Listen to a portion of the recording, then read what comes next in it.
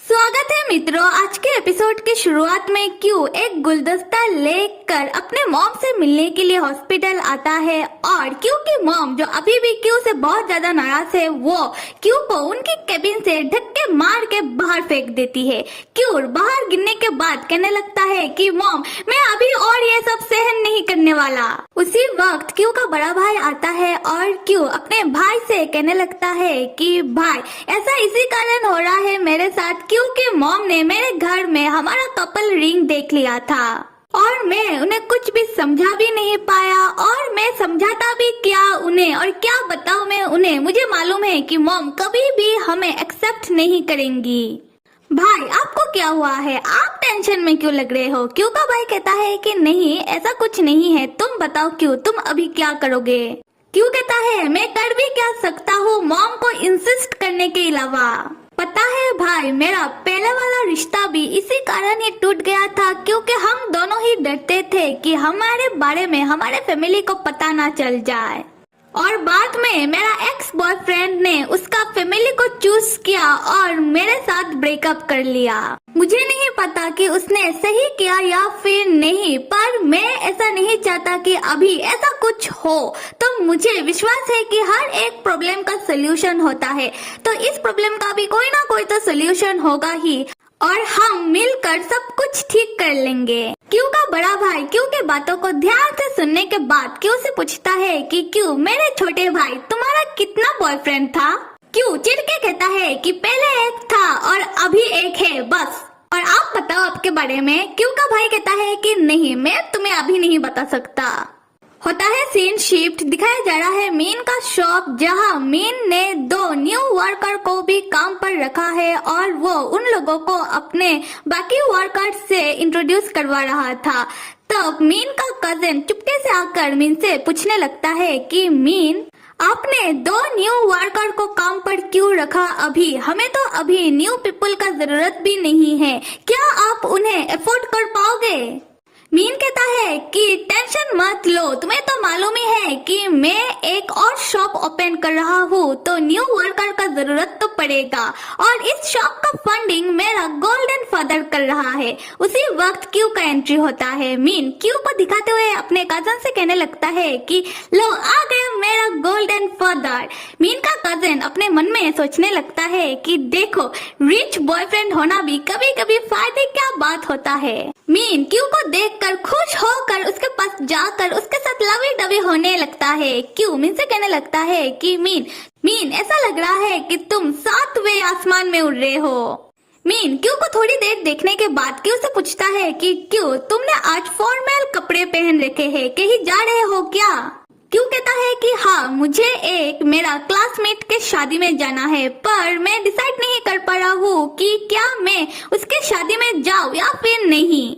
Mean Q को इतना हिचकिचाता हुआ देखकर क्यू को पीछे से हक करके क्यू से पूछने लगता है कि क्यू जिसका शादी है क्या ये तुम्हारा फर्स्ट क्रश है?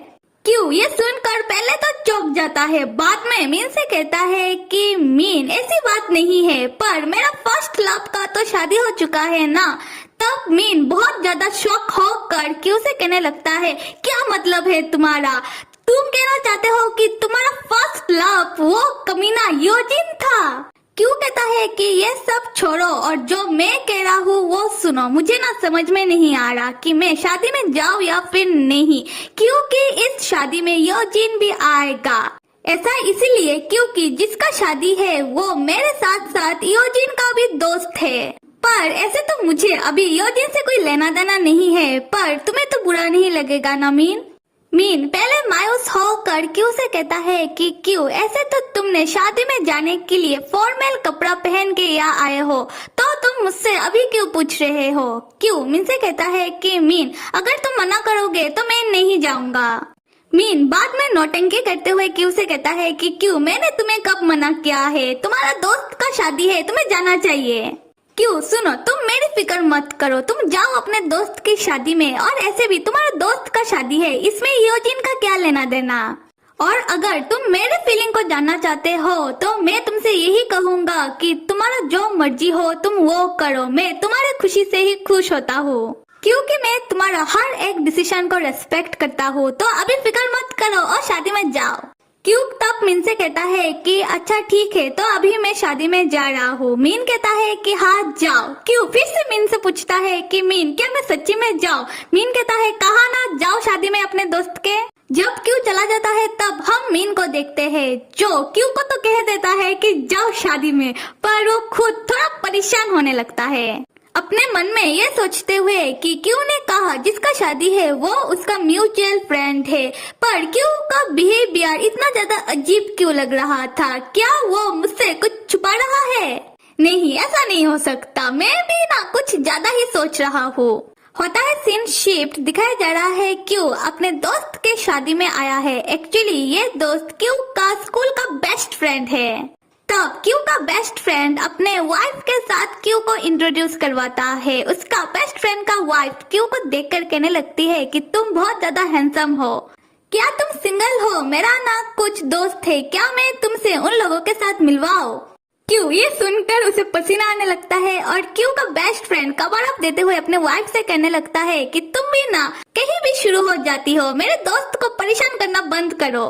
तब हम क्यू के बेस्ट फ्रेंड को देखते हैं, जो क्यू को हंसते हुए कह रहा था कि क्यू अभी तुम जाकर हमारे बाकी दोस्तों के साथ मिल लो और मैं मेरे वाइफ के पास जा रहा हूँ।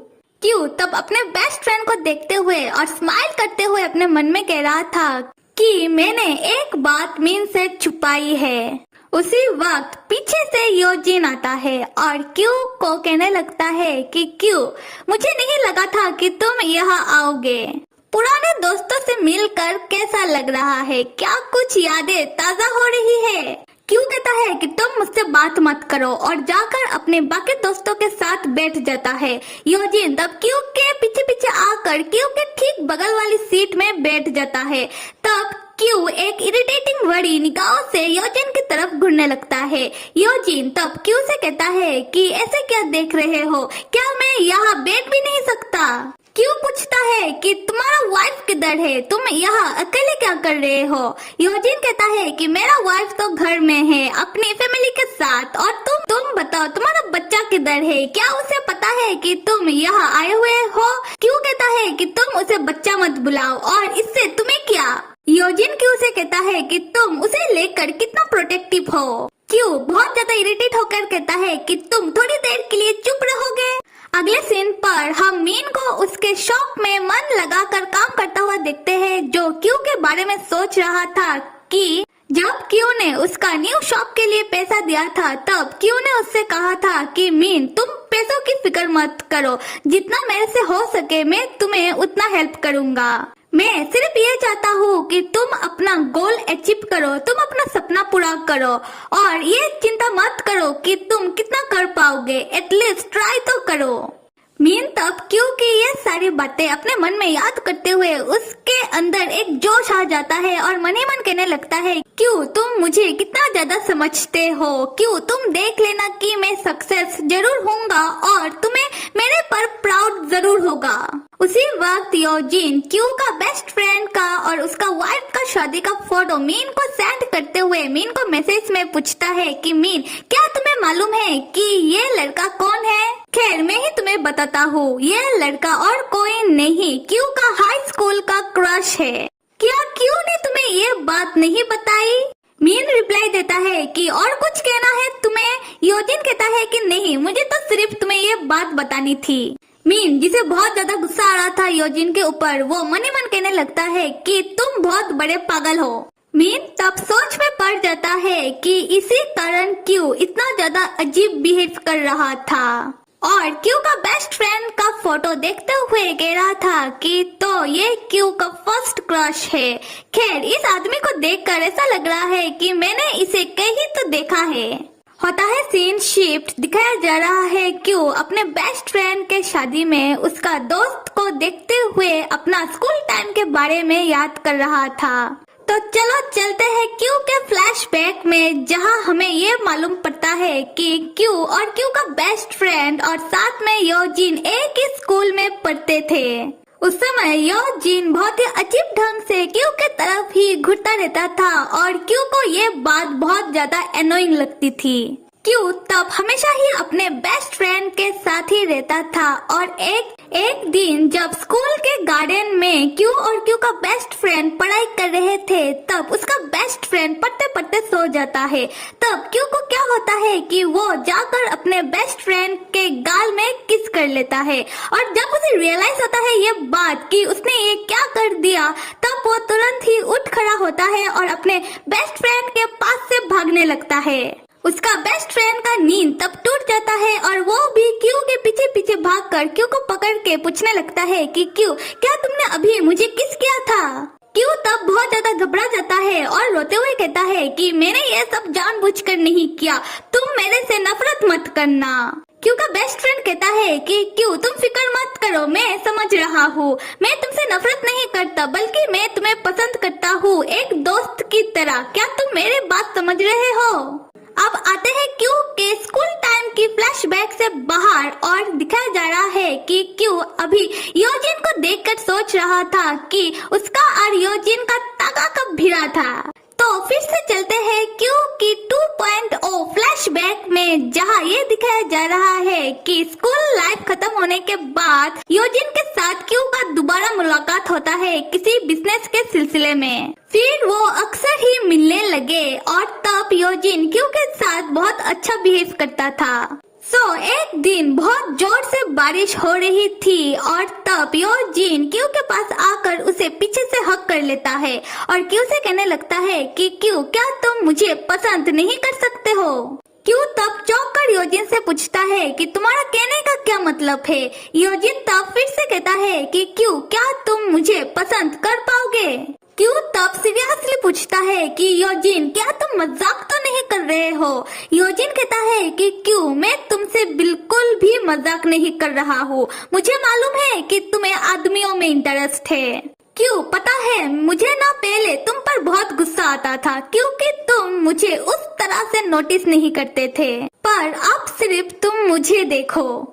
यहाँ से हुआ था क्यू और योजिन का रिलेशनशिप स्टार्ट और वो दोनों पहली बार वो सब भी करते हैं, पर वो दोनों जब भी पब्लिक में होते थे तब उन दोनों को बहुत ज्यादा फॉर्मली बिहेव करना पड़ता था, एक कपल की तरह बिल्कुल भी नहीं, और ये बात क्यू को बहुत ज्यादा इरिटेट करती थी। तब योजिन क्यू को देखकर अपने मन में सोचने लगता है कि क्यू इतना ज्यादा इरिटेट बिहेव क्यों कर रहा है और जाकर क्यू से कहने लगता है कि क्यू, तुम क्या सोच रहे हो? क्या तुम ये तो नहीं सोच रहे हो कि मैं तुम्हें एक दिन छोड़ दूंगा, तब तुम क्या करोगे और गिड़गिड़ाते हुए मेरे पास आकर मुझसे प्यार की भीख मांगोगे? क्यू तब चौंक कर योजिन की तरफ देखने लगता है। योजिन तब क्यू को किस करते हुए कहता है कि क्यू, तुम डरो मत, मैं तो मजाक कर रहा हूँ, मैं तुम्हें कभी भी नहीं छोड़ूंगा। आते हैं क्यू की 2.0 फ्लैशबैक से बाहर, जहाँ क्यू अपनी दोस्त की शादी में बैठकर ये सारी बातें अपने मन में सोचते हुए कह रहा था कि देखो, उस दिन योजिन ने जो मजाक किया था वो अभी सच हो गया और मैं भी क्या ये पुरानी बातों को सोच रहा हूँ, मुझे तो इन सारी चीजों का एक डॉक्यूमेंट्री बनाना चाहिए था। खैर, शायद मुझे यहाँ आना ही नहीं चाहिए था। तब उनकी एक दोस्त योजिन से पूछ रही थी कि योजिन, तुम्हारा तो शादी हो गया है, और क्यू से पूछती है कि क्यू, क्या तुम अभी भी सिंगल हो? क्यू कहता है कि नहीं, मेरा एक पार्टनर है। उसकी दोस्त खुश होकर कहने लगती है कि वाह, सच में? क्यू कहता है कि तुम इतना ज्यादा सरप्राइज क्यों हो रही हो?